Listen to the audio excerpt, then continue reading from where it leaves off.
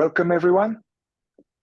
We'll have this short video where we are going to share some practical alarm clocks, exercises to address this particular state of being identified, consciousness being identified with the stream of thoughts, the so-called imagination.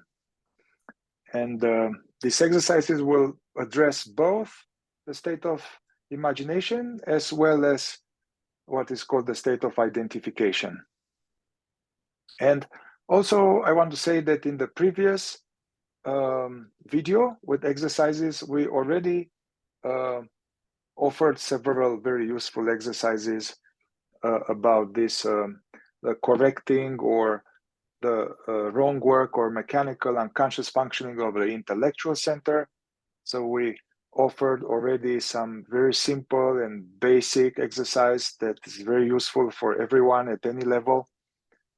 For instance, in the shower, instead of being like lost in the past or future all the time, to be alert and present and actually enjoy the sensation of the shower.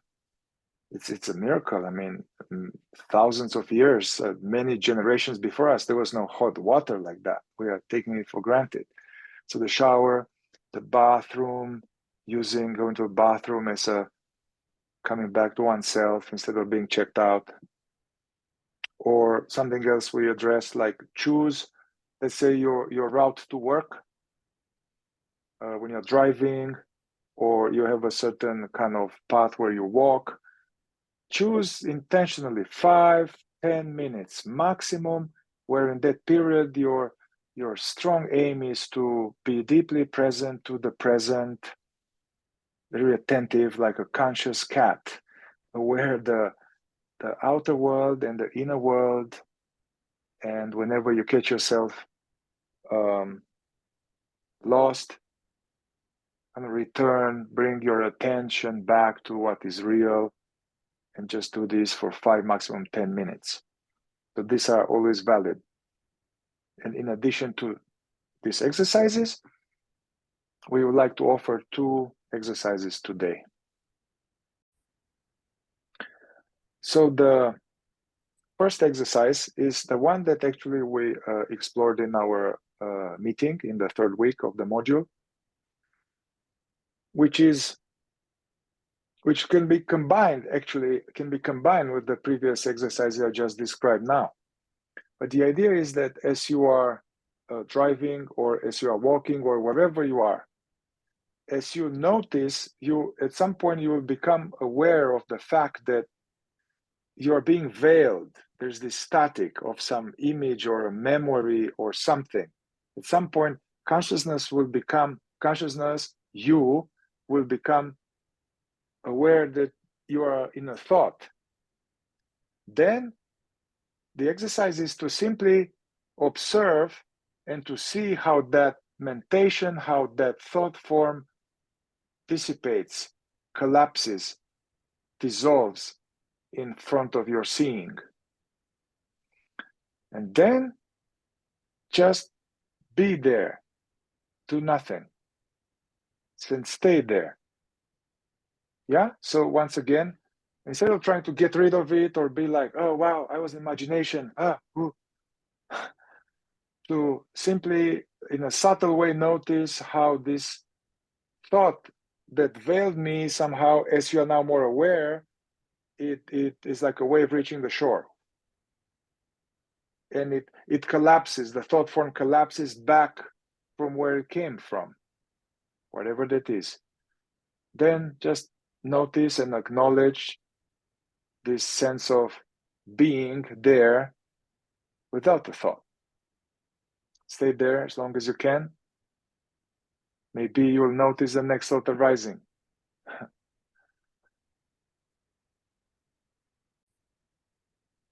And Mihai, something we were talking about a little earlier that pertains to this. When seeing the imagination, the stream of thought, which is happening without our being aware of it at first, when we become aware of it and we realize it's obscuring our being present, when watching it dissipate, to realize what's left when after it dissipates. This is just saying a little differently what Mihai just said, but what's left? And what's left is our having seen it. And that's this inner silence of being. And what we're trying to do is we're trying to suffuse that inner silence of being with awareness, with more and more awareness. And we're using imagination as an alarm clock and as a fulcrum or a catalyst, a lever to bring awareness back to realizing that it was what was there before the imagination came. It was what was there while the imagination was happening. And it is what is there when the imagination has dissipated. And for the purposes of our exercises, once again, this is a good example of how what the fourth way calls self-observation and self-remembering are two ends of the same stick. So we're using observing imagination to bring us back to self-remembering.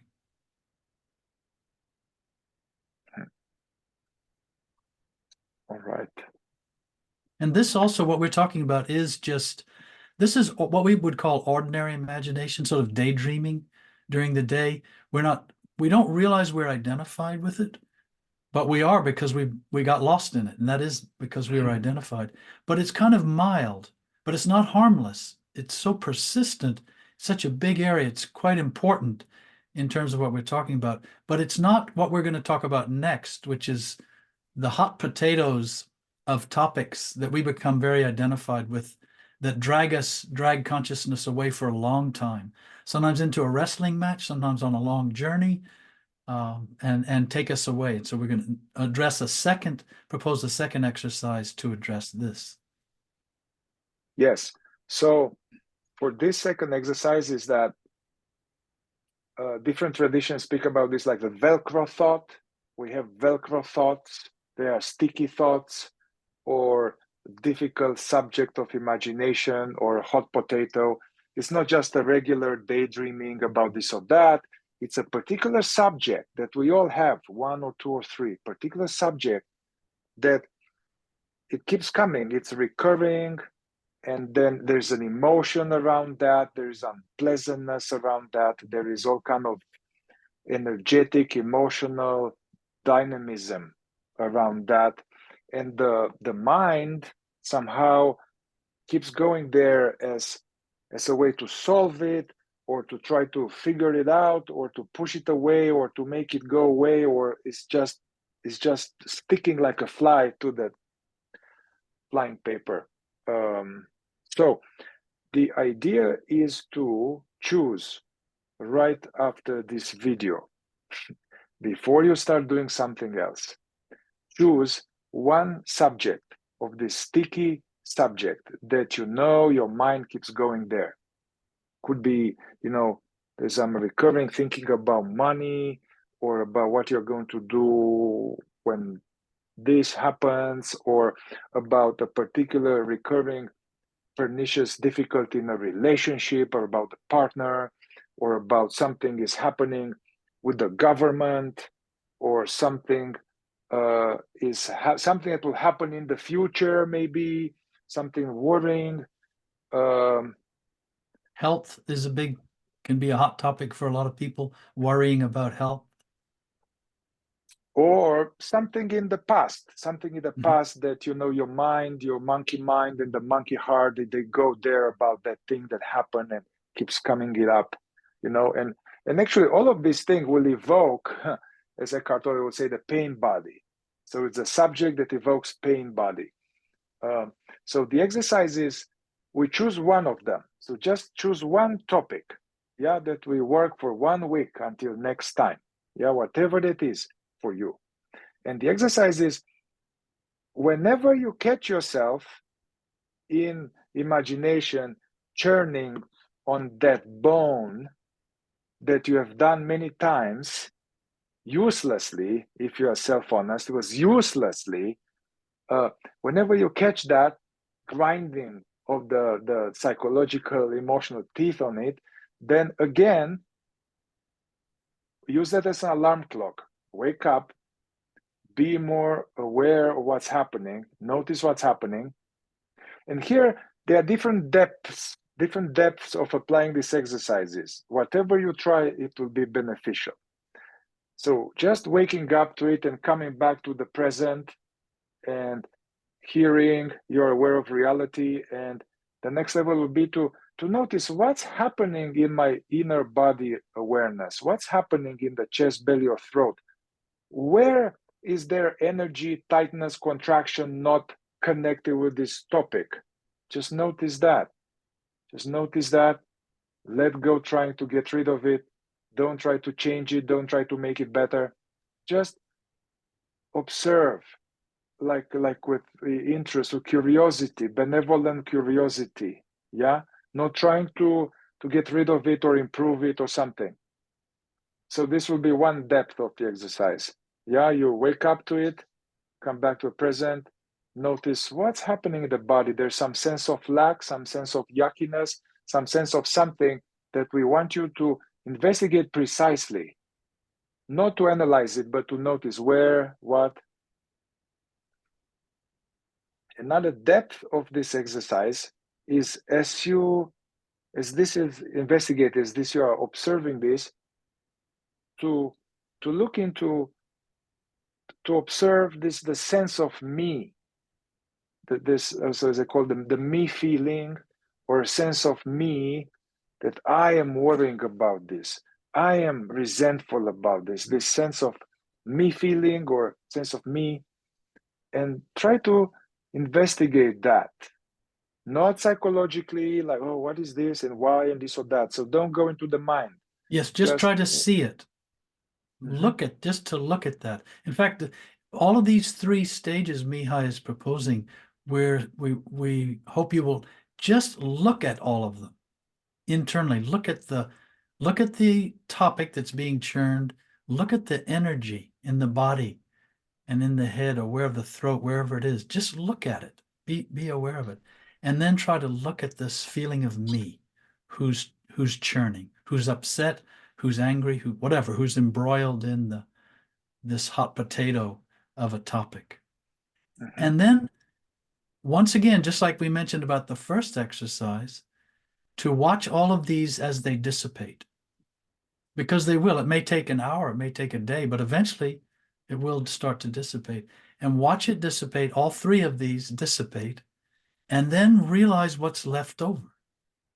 What's still there? What was there before all of those became visible to us, and were there while all those things were happening? And what is there after?